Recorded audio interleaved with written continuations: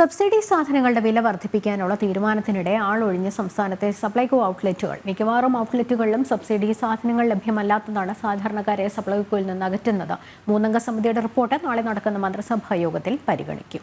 കോഴിക്കോട് നിന്ന് പ്രജിത് മോഹനൻ തയ്യാറാക്കിയ റിപ്പോർട്ട് കാണാം. യാഥാർത്ഥ്യമാകാൻ പോകുകയാണ്.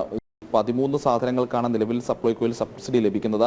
ആ 13 ഉൽപ്പന്നങ്ങൾക്കും വരും ദിവസങ്ങളിൽ തന്നെ വില വർദ്ധിപ്പിക്കാനുള്ള ഒരു തീരുമാനത്തിലേക്ക് സർക്കാർ പോകുമെന്നുള്ളതാണ് നമ്മളിപ്പോൾ മനസ്സിലാക്കുന്നത്. നേരത്തെ ഇതിന് LDF യോഗം അനുമതി നൽകിയിരിക്കുന്നു. പക്ഷേ നിലവിലത്തെ സപ്ലൈകോയുടെ ഒരു സാഹചര്യം വെച്ചിട്ട് നമുക്കിപ്പോൾ പറയാൻ കഴിയുക ഈ വില എന്തായാലും സാധാരണക്കാരെ പെട്ടെന്ന് ബാധിക്കില്ല എന്നുള്ളതാണ്. പ്രത്യേകിച്ച് സപ്ലൈകോയിൽ വരുന്ന സാധാരണക്കാർക്ക് ഇവിടെ പ്രത്യേകിച്ച് ഒരു ഉൽപ്പന്നവും ലഭ്യമാകാത്ത ഒരു സാഹചര്യമാണുള്ളത്.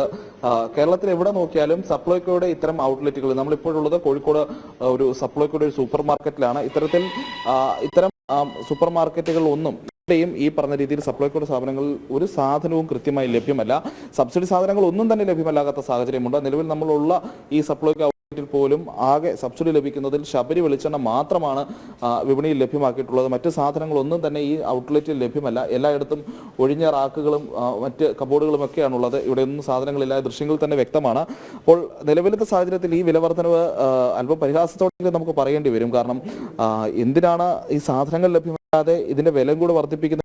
പ്രത്യേകിച്ച് സപ്ലൈകോ ഔട്ട്ലെറ്റുകൾ ഏതാണ്ട് ജനം പൂർണ്ണമായിട്ടും കൈയൊഴിഞ്ഞിരിക്കുന്ന ഒരു സാഹചര്യമുണ്ട്. നമ്മൾ വന്ന ഈ ഔട്ട്ലെറ്റിൽ തന്നെ രാവിലെ ഇത്രയും നേരമായി വളരെ കുറച്ച് ആളുകൾ, 1-2 പേർ മാത്രമാണ് ഇവിടെ സാധനങ്ങൾ വാങ്ങിക്കാൻ വന്നത്. അത്രയധികം പ്രതിസന്ധി നേരിട്ടുകൊണ്ടിരിക്കുന്നു. സപ്ലൈകോയുടെ സാമ്പത്തിക പ്രതിസന്ധിയൊക്കെ യാഥാർത്ഥ്യമാണ്. ആ രീതിയിൽ സാധനം ലഭ്യമല്ലാത്തതെല്ലാം യാഥാർത്ഥ്യമാണെന്ന് സർക്കാരും തുറന്നു ഒരു സാഹചര്യമുണ്ട്. പ്രത്യേകിച്ച് ഇത്തരത്തിൽ സാധാരണക്കാർക്ക് ഉപയോഗപ്പെടേണ്ട ഒരു സ്ഥാപനം അതിന്റെ ഏതാണ്ട് തകർച്ചയിലെത്തി നിൽക്കുന്നു എന്നുള്ളതാണ് നിലവിലത്തെ സാഹചര്യത്തിൽ പറയാൻ കഴിയുക. പ്രത്യേകിച്ച് ആവശ്യത്തിന് സാമ്പത്തിക സഹായം നൽകാൻ സർക്കാരിന് പലപ്പോഴും കഴിയുന്നില്ല. നൽകുന്ന സഹായമാകട്ടെ നിലവിലുള്ള കടങ്ങളും മുൻപ് സാധനങ്ങൾ വാങ്ങിച്ചതിൻ്റെയൊക്കെയും ഒക്കെ തീർക്കാൻ മാത്രമാണ് ഉപകാരപ്പെടുന്നത്.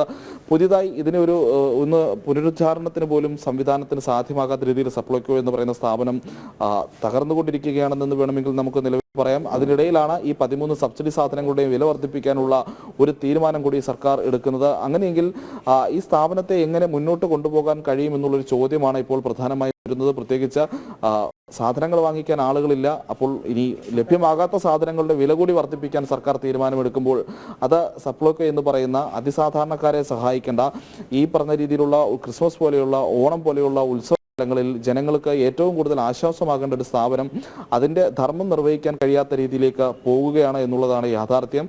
എന്തായാലും സബ്സിഡി സാധനങ്ങൾ എവിടെയും ലഭ്യമല്ല എന്നുള്ളതാണ് കേരളത്തിലെ സപ്ലൈകോ സെന്ററുകളുടെ അവസ്ഥ. ആ സാഹചര്യത്തിൽ കൂടിയാണ് ഇത്തരത്തിലൊരു വില വർധനവിലേക്ക് സർക്കാർ പോകുന്നത്.